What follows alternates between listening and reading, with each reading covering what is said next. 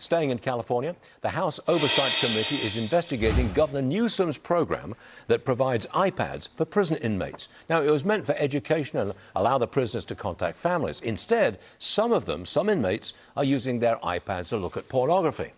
House Oversight Committee Chair James Comer joining us now. Congressman, you want to know if the state used federal funds for this program? What do you know so far? Well, I mean, would it be illegal for federal funds to go to this? Yeah, this is a pattern that we're seeing with California, and it dates back many years, where they use federal funds for things that federal funds are not authorized to be used for. With the case of these laptops, they were used by prisoners not only to look at the things that you just mentioned, but also to reach out and harass people, harass women, and do things like that they're not supposed to do. They're not supposed to have outside contact with people, especially victims. And this is another example of the liberal policies of Gavin Newsom and many of these blue state governors. But the thing we're most concerned about is the abuse of federal funds. Next, Congressman, Thomas Massie, he's filed to run for his Kentucky seat in 2028. He lost his primary last week, so he's not on the ballot in 2026. Here's what some Republican lawmakers had to say about President Trump pushing Massie out. Watch this. Ultimately, that's up to the voters in those states and districts as to who wins these primaries, and it's up to every member to make sure they win. I think Trump is going to be Trump. Not everybody's going to agree with what he does, but the fact is that he's been incredibly effective. Some people absolutely love that directness and him getting involved. The president, in my view, you could have a disagreement, that's fine. I think when you make it so public, that's when I think he's like, oh yeah, oh okay. And I think that's kind of what happened. President Trump forced Thomas Massie out. Okay, maybe running again in 2028, but he's a Kentucky Republican, as are you. How do you feel about Trump pushing him out, a Republican in your state?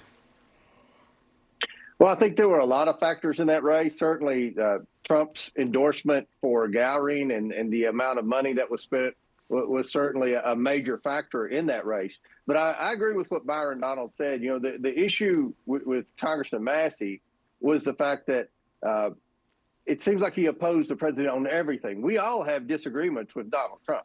We all express our dissatisfaction with certain types of policies, whether they be certain tariffs or whether they be, with the situation in Iran. But at the end of the day, most of us Republicans, we want to support the president. We want an America First agenda. We want the president to be successful. We don't want Congress to be an impediment to the America First agenda. And it seemed like Thomas voted against the president on everything. In fact, I can't remember very many bills where he voted with the president. And in fact, he would vote against a procedural rule that would prevent us from even debating some of the president's bills. And that was even worse. Before a few years ago, the procedural votes were always partisan. The majority party voted one way and the minority party voted the other.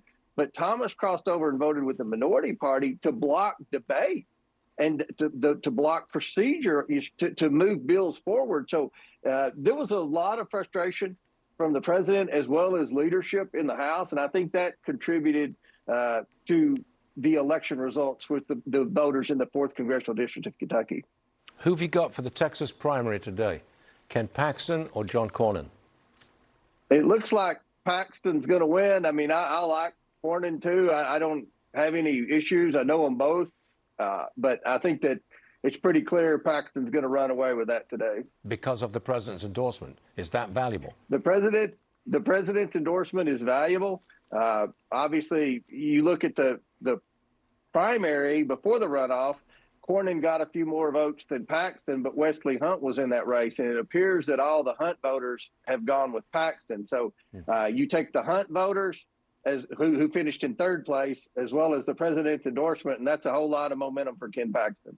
Congressman, thanks very much for joining us this morning. Always appreciate it. Thanks. Thank you. Yes, sir. Back to the markets.